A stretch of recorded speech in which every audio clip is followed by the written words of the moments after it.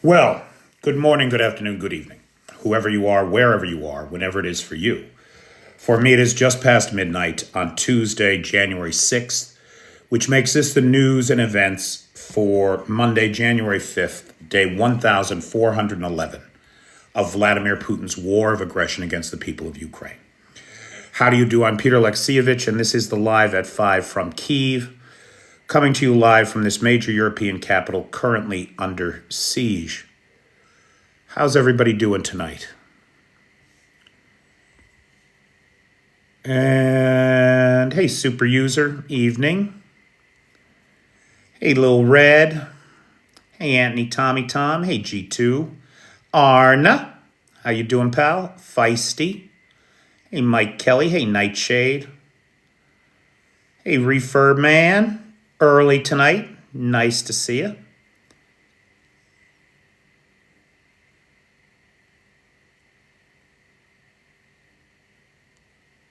Ooh, that scrolled real fast. Walking the dog. Boy, I like the look of those dogs, boy, I'll tell you. I really do miss having dogs. That is one of the biggest things I miss being here, is having dogs. Hey, Jan. Jan Halverson is here. Hey, Mike Now. Hey, Parda. Hey, Paul. Hey, Stu. Where's Bjorn? Bjorn's always here by now. Hey, Den. Hey, Akron. Jan. Victoria. Bonacera. Hey, Sarah. Hey, Nicola. Andrea. Hey, Lars. Patrick. How's everybody doing? Oh, I forgot to see. Oh, I'm sorry. Hold on one second. I did forget to see who was our sponsor tonight. We have sponsors through Thursday. If anybody is interested in sponsoring a live, that would be very helpful to me. PayPal is in the description. Hey, Jackie. Hey, Scotty. Let me see. Whose turn is it?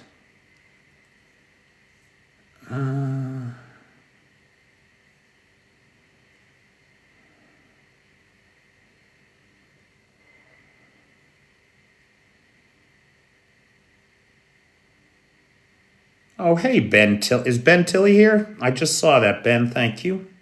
So we have sponsors through Friday. We have sponsors through this week. And let's see. If I'm not mistaken, it was David Keller on Friday. So tonight it's Leo Ring and Scully tomorrow. And then our dear friend Marilyn Fuller on Wednesday. Arna on Thursday. And then it'll be Ben Tilley on Friday. All right. Hey, Doc. How you doing? You want to chime in on Venezuela? Or Iran? It's quite a week, boy, I'll tell you. There's Bjorn. Hey, Bjorn. Hey, Eli. Okay, so let's get into it, shall we? As I said, it is tough. Alex Hollings, if you don't follow Alex Hollings and you're interested in kind of the nuts and bolts of weapons in the world, Alex Hollings is an expert on tanks and planes and guns and all that kind of thing, and strategy. And he posted today, there are two wolves inside of you. One that wants to celebrate the American military, who are an exceptional force in the world and in the history of the world, and who pulled off the 3-hour special military operation and could certainly give a few lessons to Ukraine. I'm sorry, to the Russians. Look, they were supposed to take Kyiv back in 2022 in 3 days, right? And then cleanup operations were expected to take another 3 weeks. Now, oh, Doc, you're getting ahead of me. I can't wait to talk about Fiona Hill's testimony before Congress during the impeachment hearings. Yeah, right, exactly, right? Ho ho. Okay, so bear with me. A little foreshadowing from the doc there. Now, Russia tried to. No, no problem. No problem. I'm glad to be validated by somebody with initials after their name. That's great for me. Because I have no initials. Look, Russia tried to come into Kyiv and take out Zelensky in short order. And the United States military did what they failed to do in Kyiv 4 years ago with a high level of execution. And of course, by all appearances, the absolute lack of any kind of resistance from the Venezuelan armed forces and the ease of this capture almost certainly indicates that the CIA team that was on the ground, and we know that there was a CIA team on the ground following Maduro, making his movements known, would appear to have compromised somebody inside of Venezuela. Now, look, if you're going to do this kind of thing, that's the way to do it. Find some opposition force that's got the power to quiet the military and let you come in and do what you want to do. So there is nothing I like about Donald Trump. And I do not particularly like the way that this was conducted, especially when we see reports of some of the civilian casualties that were incurred. However, I think we should all be glad that Maduro is gone, but we should be worried about the consequences. Also, this whole thing with Maduro has been bugging the shit out of me because I couldn't figure out why Putin was so happy to give him up. And then just today, I learned that during Donald Trump's first impeachment hearing, or was that his second hearing, the impeachment over the Ukraine, the perfect phone call, remember that? Fiona Hill, who is not a singer, but is rather a Russia expert and former National Security Council member in the U.S., as well as a strategic member of the British government. According to Dr. K, she is a god. She's a smart lady, boy. She's a smart lady. PhD from Harvard. Dual citizenship, U.S. and Britain. She testified in the Donald Trump impeachment hearings in 2019 before Congress that Donald Trump and Vladimir Putin had or they didn't have an agreement, but rather Putin was offering to trade Venezuela for Ukraine. Trade Venezuela for Ukraine. These people don't live in the world where nations have sovereignty. They live in a world where great powers dominate their smaller neighbors. And that's the world they want to live in. A world where the great powers do as they will with smaller nations, regardless of what those nations might want for themselves. Which, frankly, is not a world I want to live in. That is not a world I want to live in. Now, the fact that this testimony exists from 7 years ago, it's a game to them, Dust Bunny. It is a game to them. They play with people's lives because they don't see people as people. That's what it is. Now, Doc, you want to come on? Here, well, you can decide. If you're into the red wine, stay home.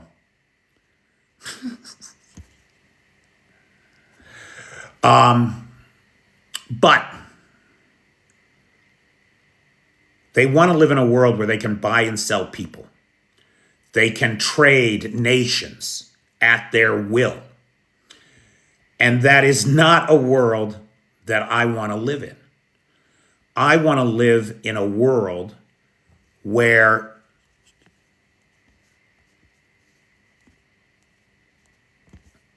people have the opportunity to live their own lives and determine their own futures. That's the world I know I want to live in. So this testimony from Fiona Hill, which the doc commented in there, nobody took seriously at the time. In the current geopolitical situation, seems to be playing out exactly as the two dictators want it to play out. The sphere of influence for the US will be the Western Hemisphere.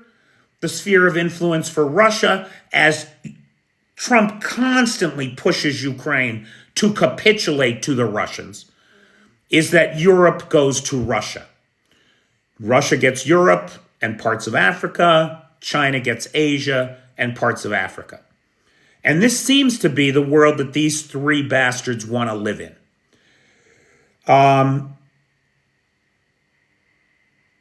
The Russian response to this is very telling. The only response that's really been critical was Lavrov, along with the Belarusian foreign minister, condemned the operation and called for the return of Maduro to Venezuela for his repatriation. Now, other than that,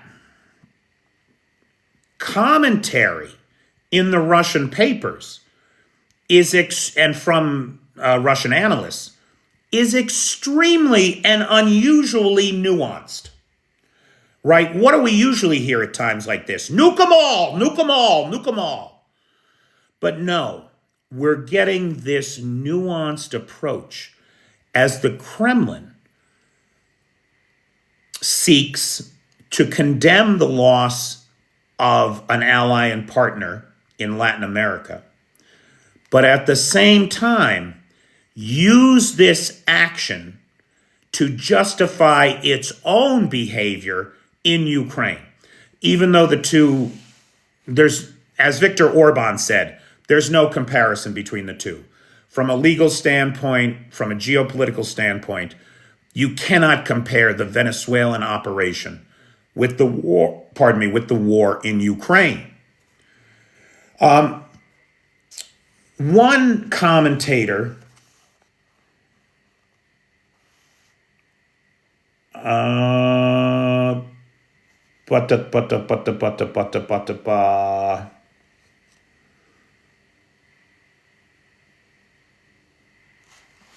One commentator on all of this is Viktor Orban. And today, during his annual press conference in Budapest, Francis Durneley from the Telegraph, the London Telegraph, asked Viktor Orban about the Venezuela operation. And his response was a flip-flop. He has previously endorsed Maduro. He has previously embraced Maduro as an ally and a friend. But today, he said, the U.S., quote, the U.S. will control 40 to 50% of the world's oil reserves. Now, that in itself is a debatable question. But this is what he said. And he said that would be good for Hungary. Clearly, he does not want to piss Trump off. He knows damn well that Donald Trump is working from the Viktor Orban how to deconstruct your democracy in 4 years or less playbook. Viktor Orban has undermined the institutions of democracy in his own nation, and he has taught the Republicans how to do it. Make no mistake, he was the keynote speaker at CPAC, the conservative Political Action Committee annual meeting.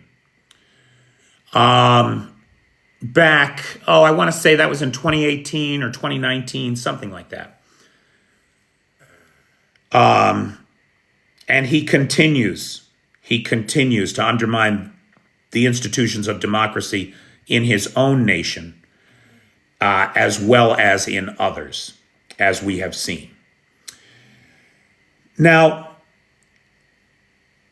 I do want to say there is a history lesson here, though, I think that we should all pay attention to. And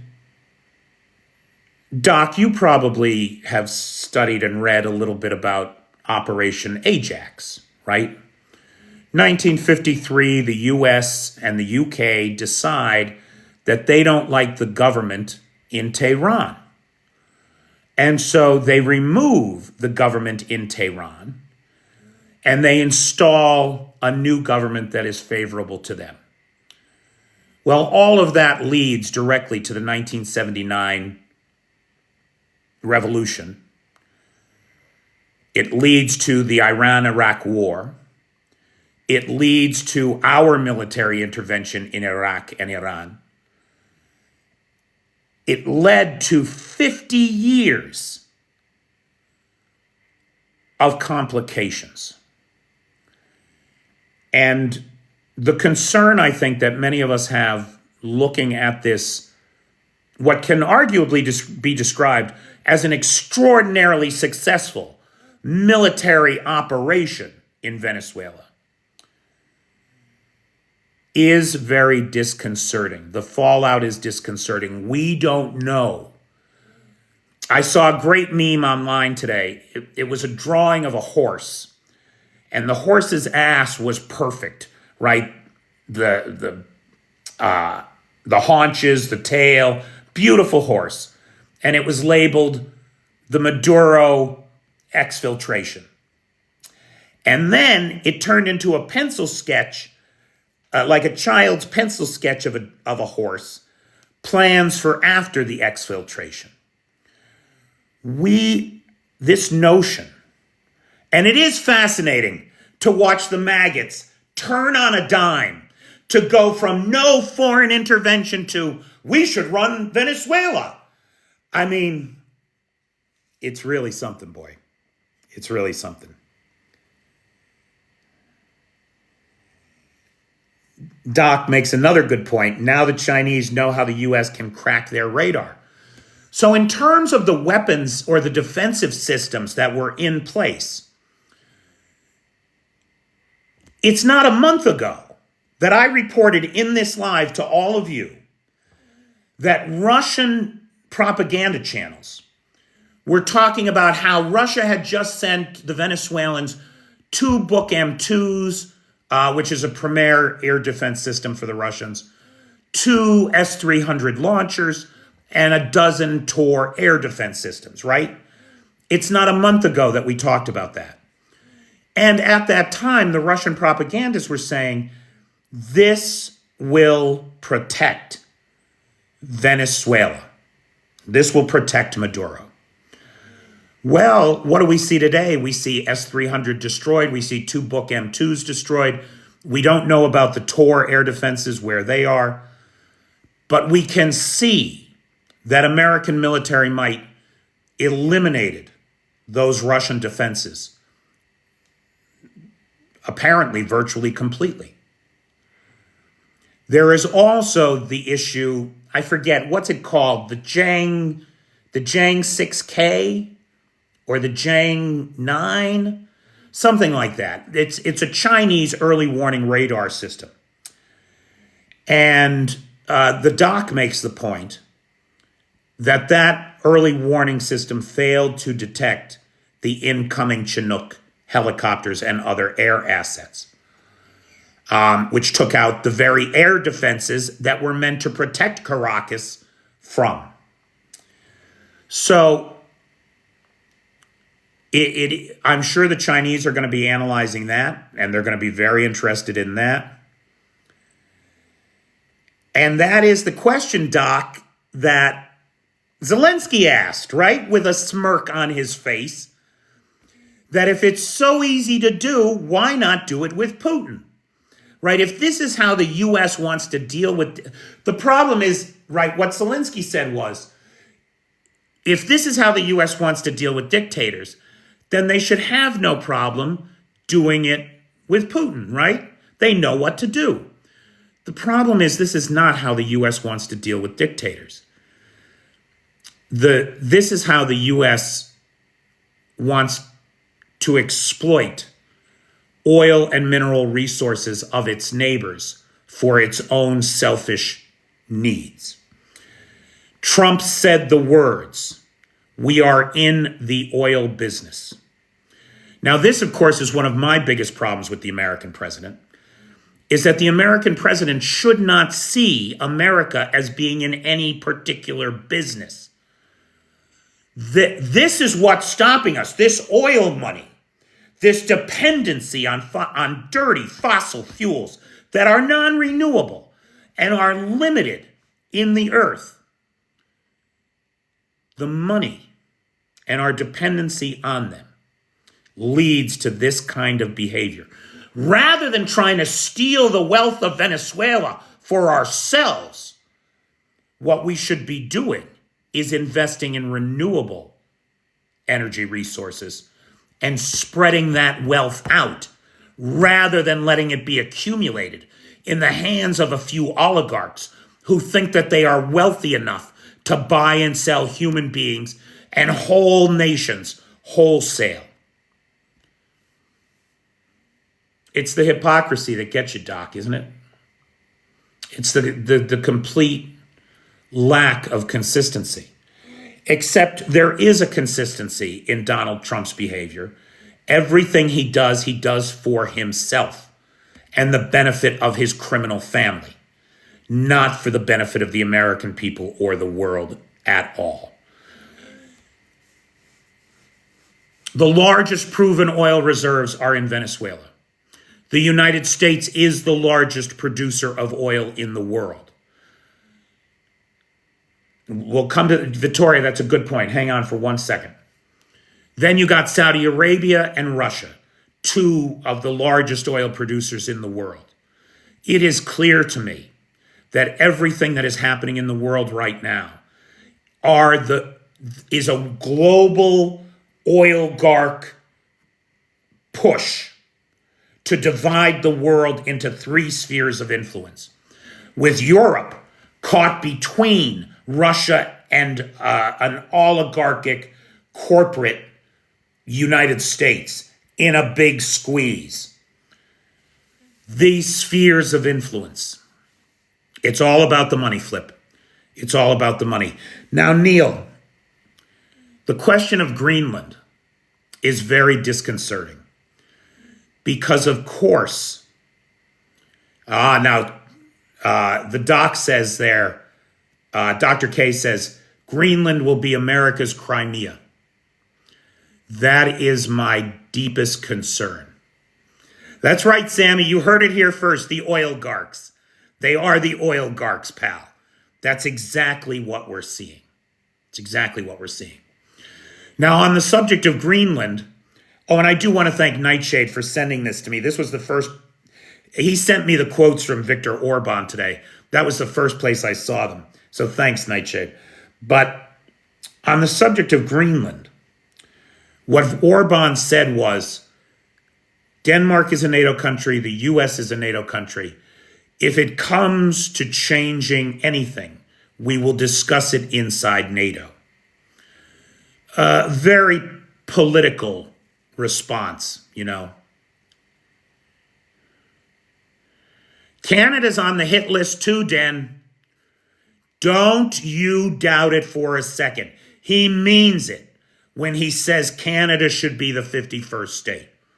So to Feisty and all our Canuck friends, I can only apologize for what is coming. And I can only cheer you on as Carney consistently moves. He pivots away from U.S. economic involvement to the rest of the world. I know that's no good for the U.S. I know it's not. But what has been done to you, our closest friend and ally, is obscene. And you have every right to defend yourselves.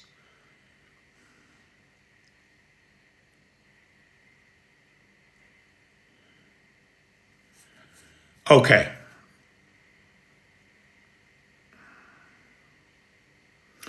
2026. Well, let's do a 2026 wrap up at the end. Let's do that. In other news,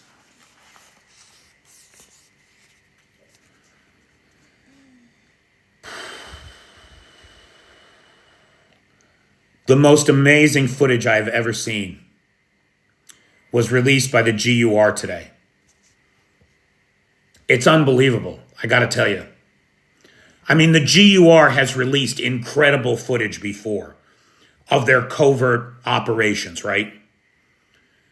But in this footage, we see the POV of a GUR operative from the main military intelligence directorate of Ukraine in the grass outside of the 47th Missile Brigade command post in Krasnodar Krai.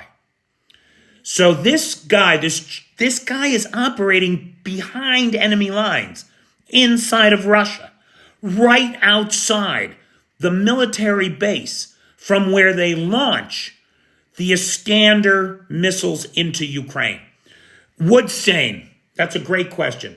Such a Mimos on YouTube has published the entire video. Such a Mimos. It's a terrible name. It's as bad as Peter Alexievich. But he's a great resource on YouTube. He's published the entire video. And this guy, he's right, I mean, literally, you can see the trucks, the Kamazes, turning into the military base from the video. Can somebody spell such a Mimos for Woodstain? It's like Suchimous.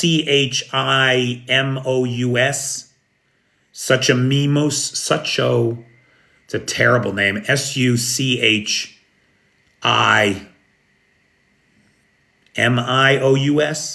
Something like that. You should find it from that. There it is. That doesn't look right to me, Steve. There's an O in there, isn't there? Maybe I'm wrong. All right, doesn't matter. But that's close enough. You'll find it with that. So now dig this. This guy is hiding in the grass, in the tall grass. You can see him like sometimes peeking up over the grass so he can see the trucks going into the base. And then at just the right moment, or actually maybe a moment too early, he hits the detonator button that's in his hand that he shows you is in his hand. And some kind of explosive device on the roadway blows up. And it blows up a Kamaz truck with all of the military personnel in it. Now, at this time, there's an unspecified number of casualties. We don't know if this was a hit on a particular, maybe commander or what. But it's the video is an extraordinary revelation of the kind of danger that Ukrainian special operations forces, partisans, and saboteurs are willing to put themselves into, the kind of risks that they are willing to take in order to defend this nation from Russian aggression. It's extraordinary. And I do encourage you all to take a look at it because I think you'll be as impressed as I was.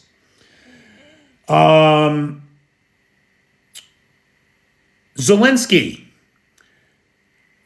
Right, Townie. How did he get out of there?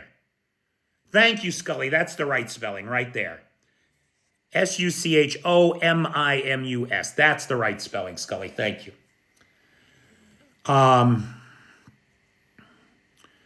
Van, I don't know what you're talking about. Did you make a joke that nobody thought was funny? Just like any other day of the week, right, pal? Now, Zelensky, now look.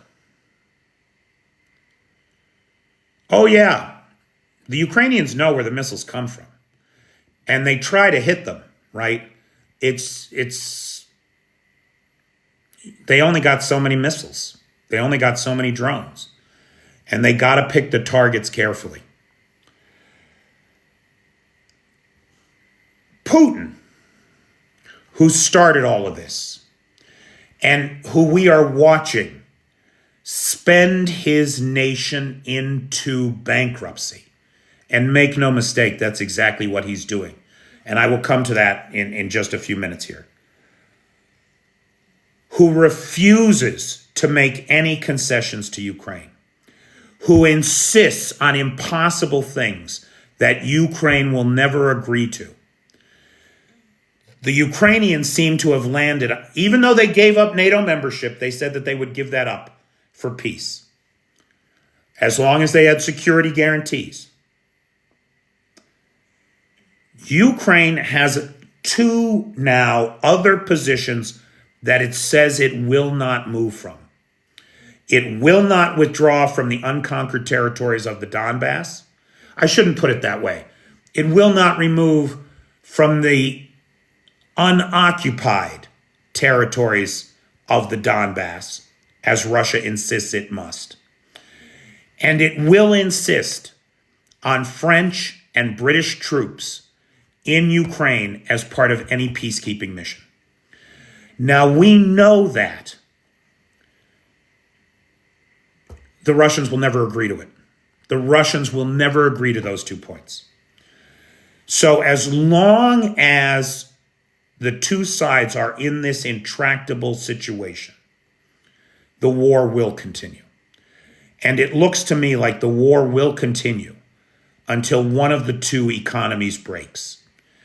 And now that Ukraine has the 90 billion loan package from the EU, it seems to me that the economy that's going to break is very clearly Russia's. And I'll give some evidence to that coming up here in a second. Russia has resumed ground operations in Kyiv. There are thought to be, according to the spokesperson for the Eastern Military District of Ukraine, there are fewer than 70 Russian soldiers still left and surrounded in Kupiansk. Russian reports the capture of the town of Rodinsk, and those reports are being refuted by the Ukrainians. So just as the Russians have talked about the capture of Pokrovsk, the capture of Kupiansk, which all turned out to be bullshit, they're now reporting that they've captured this other village that the Ukrainians say that they haven't. The Energia plant was hit by drones last night. You may remember this name because it's been hit twice before, back in May and July of last year. They make batteries for Iskander missiles and other critical parts for missiles and drones of the Russian Federation. Trump has publicly said that he doesn't think Ukraine targeted the Valdai residence of Putin. That's good news. It's strange but true that Trump has come out and acknowledged a basic reality. But he has done it. So what that means is anybody's guess. But at least he's acknowledged that that is no reason for negotiations to stop. Nanopam asked, where is Russia getting all the missiles, drones, and bombs from? Russia has a huge military-industrial complex. And sure,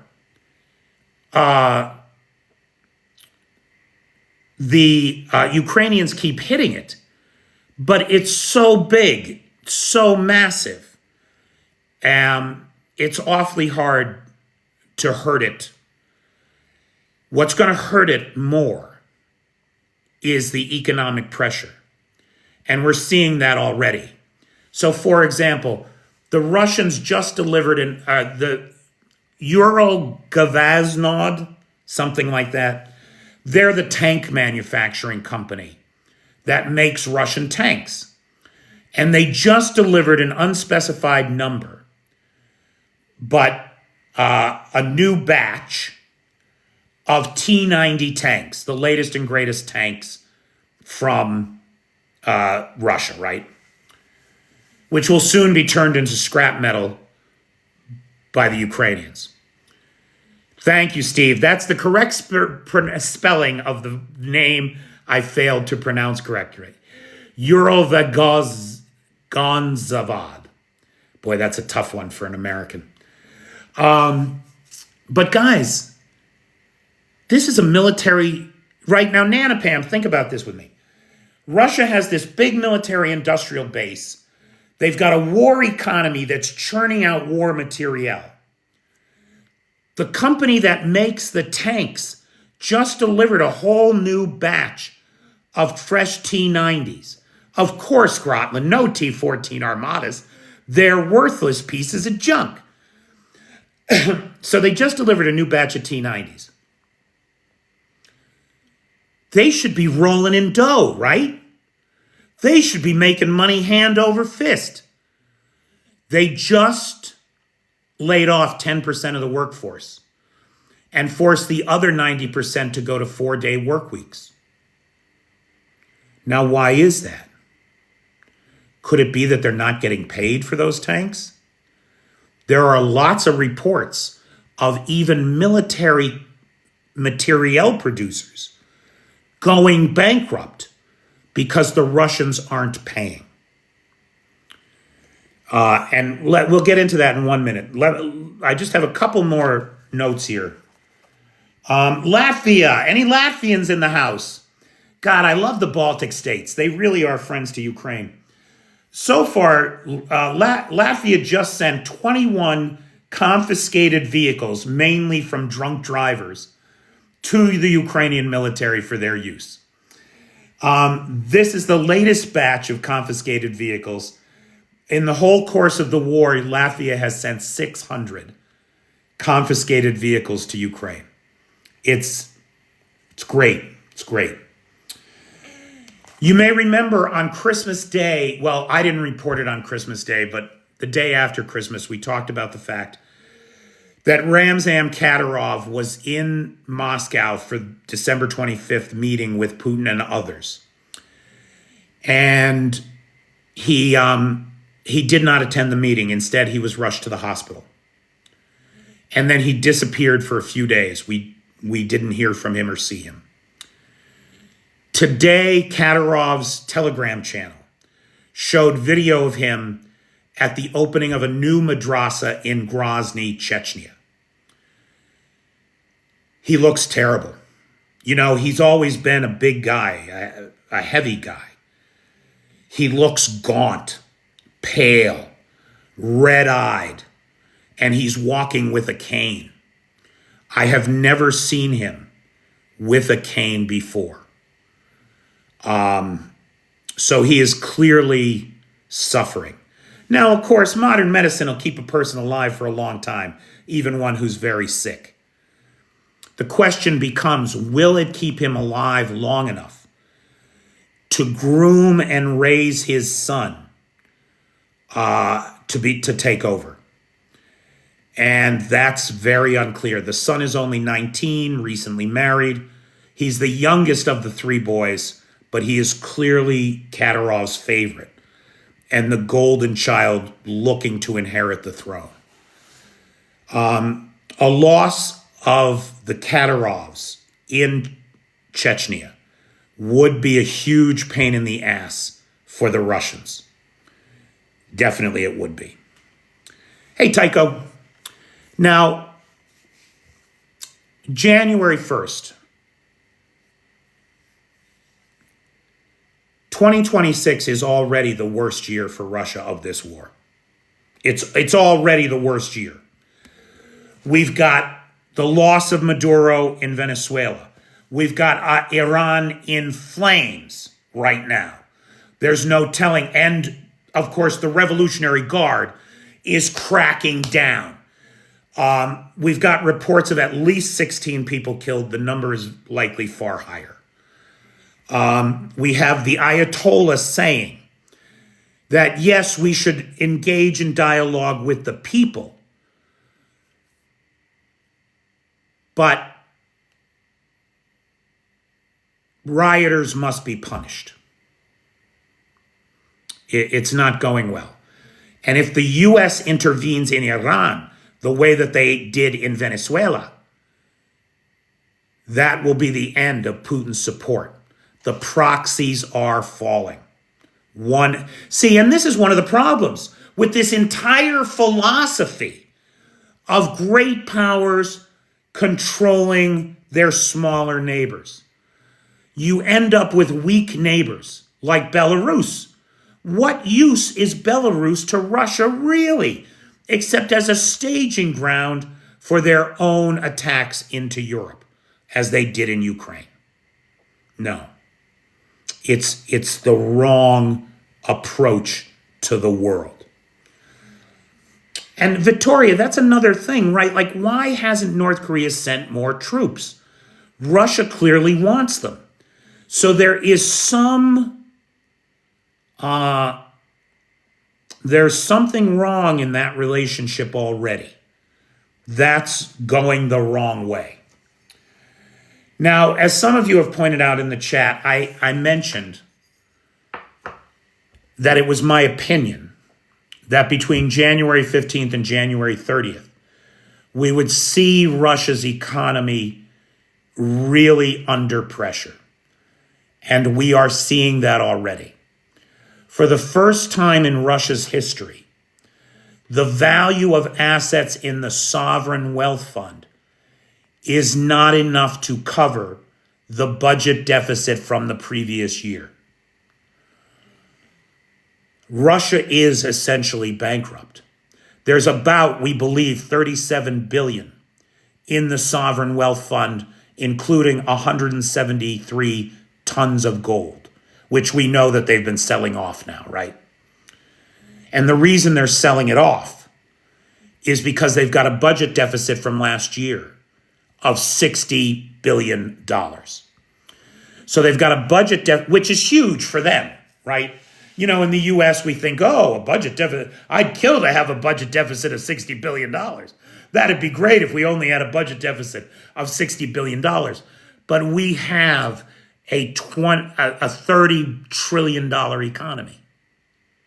That's the difference. Russia has a $2.5 trillion economy. And the other big difference is people trust the United States to pay back the money that they lend us. Nobody fucking trusts Russia.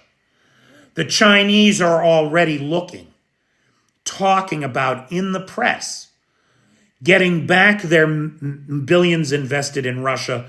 And I think it's 30 billion. I don't know if somebody can fact check that real quick for me. But it's tens of billions of dollars in the Belt and Road Initiative that China has loaned to Russia. And they're never going to see it. They're never going to get it back. Russia is bankrupt. And we're going to see the whole thing start to unravel. Record bankruptcies, record bad debt, record losses in the banking sector are about to crush the Russian economy. We're already living in a world where 40% of Russian businesses are 90 days or more behind on their loan repayments because they can't afford the interest payments. Yeah, the U.S. has more debt than ever, but we make more money than ever. You see that, Rita? You see how that works? That's the difference. We're competent. Tell me to shut up.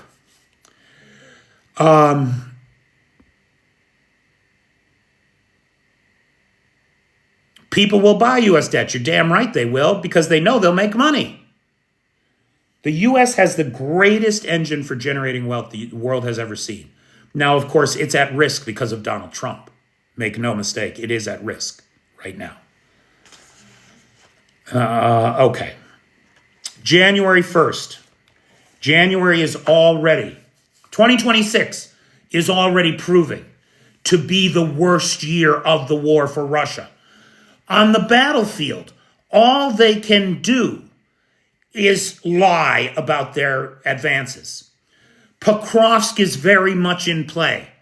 And not only is Pokrovsky in play, the Australian Abrams, where's my Aussies out there? I just heard from a nice guy in Australia today, a guy named, well, he's not Australian, he's Nauru. But the Australian Abrams, Scully, the Australians sent 31 Abrams. Paul, 49 Abrams. It was the US that sent 31. The Australians sent 18 more Abrams than we were able to. Good on you, mate. Good on you. Oh, hey, Dan Borman. There's another Australian. Dan, check your PayPal. I sent you a message.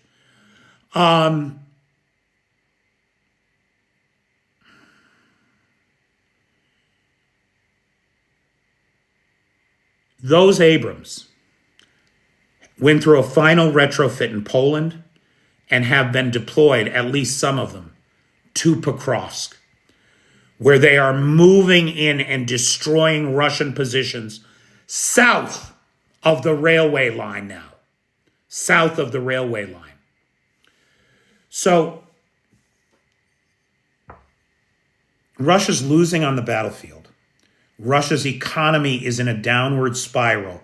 The accruing effects of years of sanctions, years of bad monetary policy, and the bill is about to become due. It's that simple. It's really that simple. Russia is out of money. Russia is out of war materials. Russia is out of men.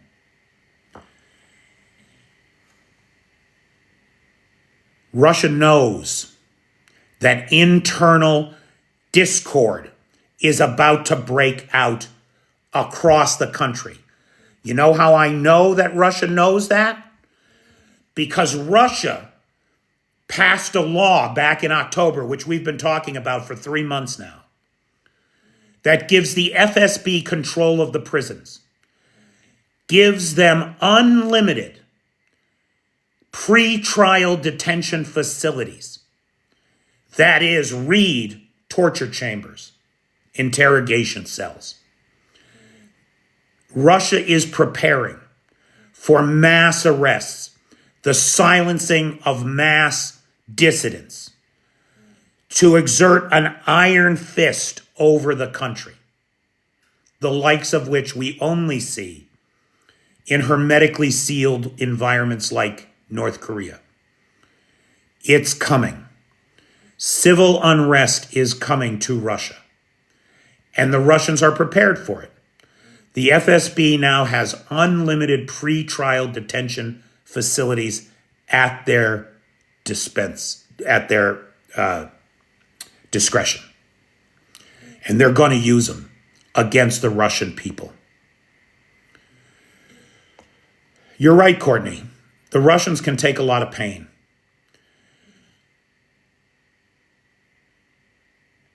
But they've been taking pain. They've been taking it for 4 years. And it's about to get much worse. It's about to get far more worse. Kyle, I do believe that this will be the year that it is over, yes. I really do. Hey, Robbo. Well, Ken, that's a very interesting idea. Maybe if the war in Ukraine ends, I'll go to Venezuela. I thought I would go to Belarus next, honestly. I thought that after the Kremlin falls, the war for independence in Belarus is going to be next. But maybe you're right. Maybe Venezuela is the place to be. I don't know. I'm not leaving here until we've had a pig roast in Crimea. That's my win, right? When some of you and I have the chance to roast a pig on a Crimean beach in a free and liberated Ukraine, then we can figure out what's next. Maybe Cuba. I don't know.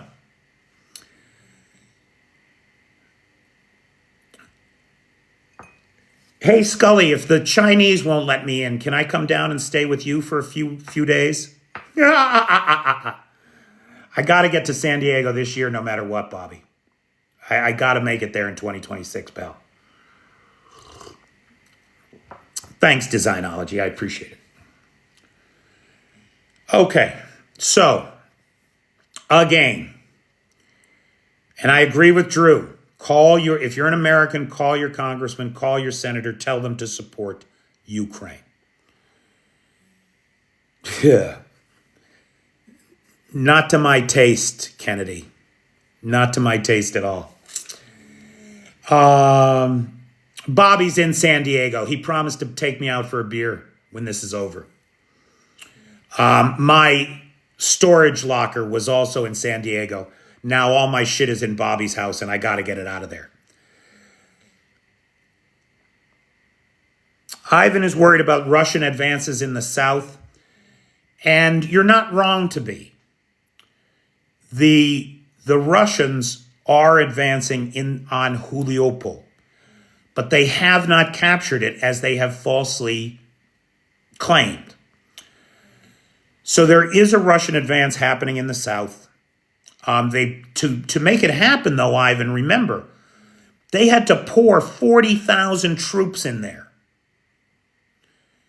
They had to pour 40,000 troops in there, and the advances are nominal.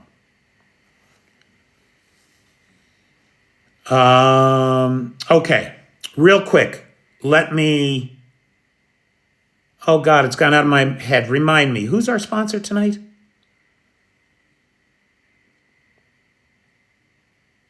Oh, I'm so dumb. I'm so grateful that I have so many people that will support me. Leo Ring, our buddy Leo Ring. Leo texted me today. He said, dude, what the fuck? How did you see my comment on that Who video? And I'm like, dude, the app tells you when your friends are commenting on things. I'm not stalking you. So cheers to Leo. Leo's a longtime supporter of this channel and a good friend of the channel. So thank you, Leo. Big thanks to Lars, who has the Discord server. Nightshade, who has the Peter's Peeps groups on the Book of Faces. If you don't follow Nightshade, I encourage you to do that. A lot of good info comes out from him. And I'm always appreciative of it. And of course, big thanks to the moderator team, best moderators on the Tickety Talk. Roy Daniels, Travis Ray, or Hacky Sack Trav here, Maddie Wright, and Feisty. Thank you all. And now let's take a look at the questions. There's a bunch of questions here that I missed. Drew, you missed it. We were talking about the Abrams from Australia in Pokrovsk. They're in Pokrovsk, baby, and they're doing a good job.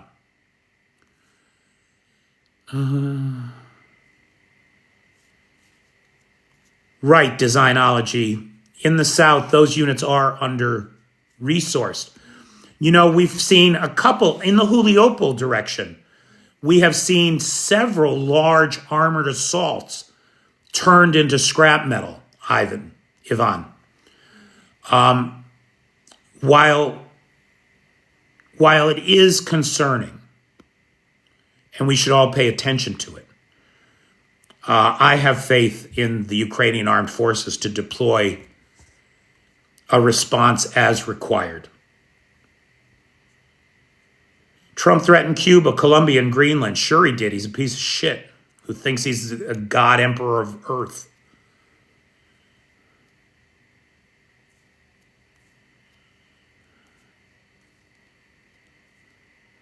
Leo's here. Thanks, Leo.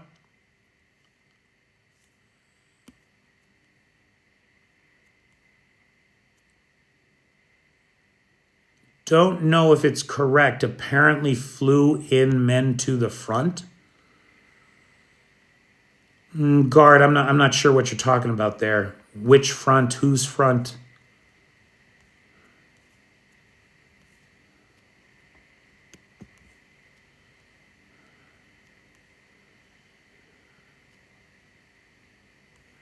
Trump sees easy work in the Caribbean, Cuba next, maybe.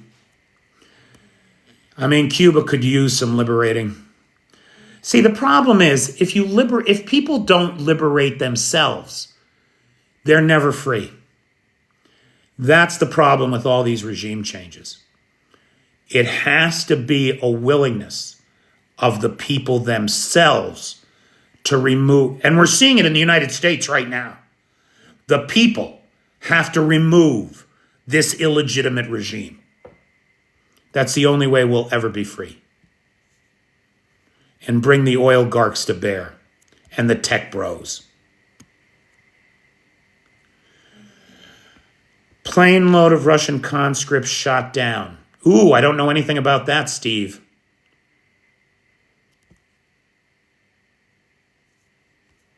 Do we know where that was or when that was? Don't be surprised if Trump bails out Putin. I'm expecting it. He's trying, Kennedy. The problem is there's too many right-minded, right-thinking people in the U.S. government who oppose him, who understand that Moscow is our enemy.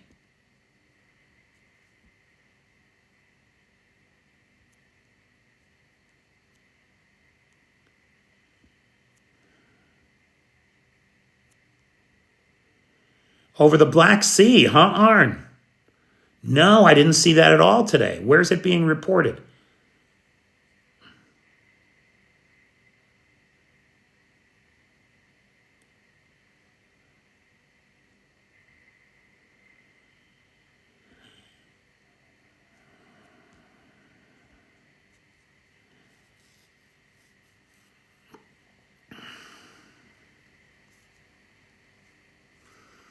Well, don't trust anything you see on Facebook. I mean, if that's your only source. Film from inside plane by Russians. Ooh, I'd like to see that. I'll have to take a look at that.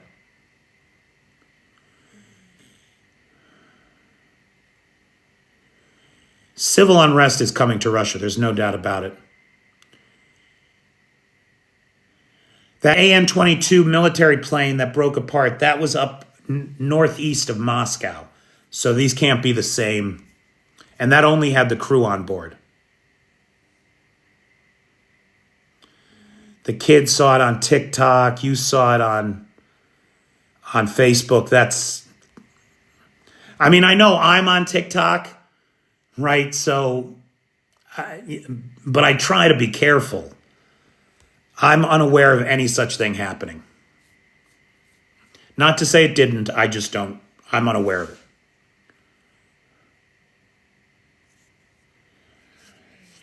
Yeah, man, 49 Abrams. We've talked about it a few times on here, U.S. Steel. We talked about it when it was first announced. We talked about it when they got to Poland. And then we've talked about it now since they've been deployed to Pokrovsk. Oh, I would say the chance of Putin falling this year is 100%. In my opinion, if I were a betting man, which I am not, by the way, I don't gamble at all. If I were, I would say that Putin will be over by 2027. Could NATO really stop the U.S. in the event of an invasion of Greenland? See, this is what worries me.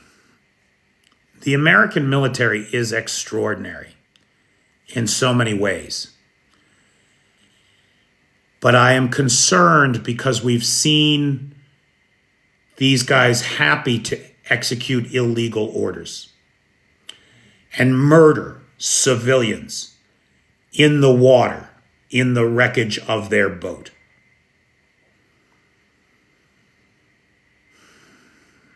And while the exfiltration of Nicolas Maduro was executed flawlessly, there is a question as to whether or not it was legal under U.S. law. If it wasn't, then these are more illegal orders. And it's my opinion that an armed invasion of Greenland is certainly a goddamn illegal order. So it is very disconcerting to me that the U.S. military is being prepped, in my opinion, to execute what could very well be an illegal invasion of a sovereign territory. So could NATO really stop the US in the event of an invasion of Greenland? I pray to God that we never have to find out.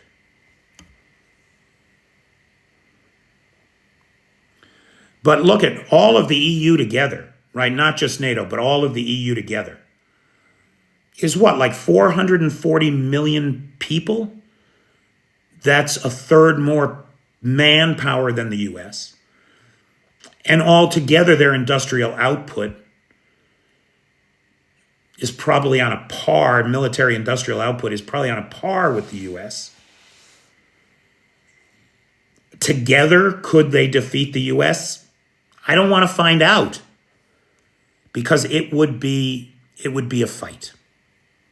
It would be a bad fight. How warm is it here? It's like, it's just below 0 Celsius. So in the low 20s Fahrenheit.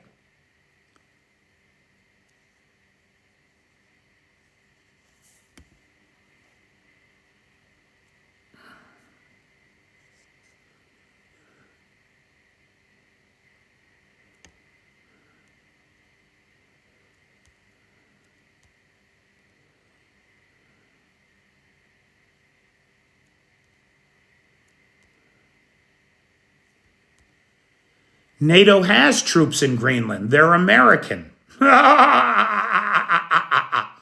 a problem.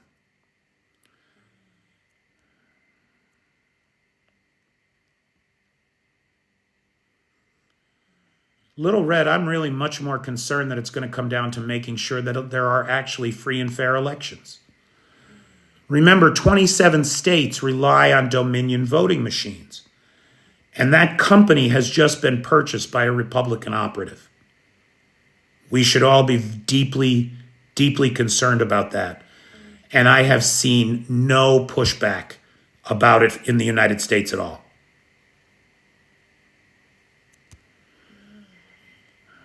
Well, Hugh, I hope you're wrong. Can you envision bombs falling on Manhattan? I saw Independence Day. Sure, I can. And I was in New York on 9/11, so yeah, I can envision it quite well.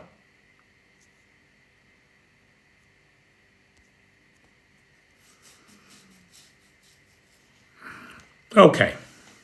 So guys, again, I want to thank our dear friend Leo Ring, who is the sponsor of tonight's live. Thank you, Leo. Big thanks to Lars, who has the Discord server, Nightshade, who has the Peter's Peeps group, and of course, the best moderator team on the Tickety Talk. Nan,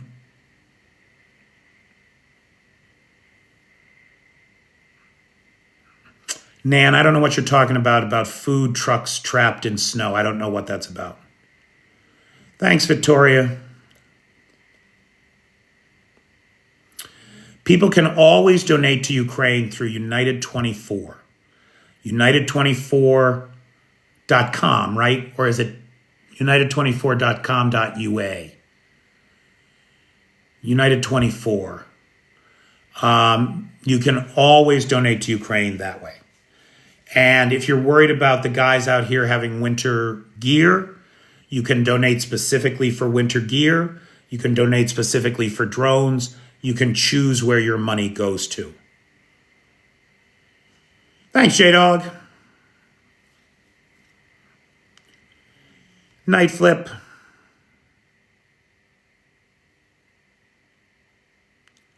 Night, Carol. Thanks, Akron. Night, Yvonne. Night, Designology.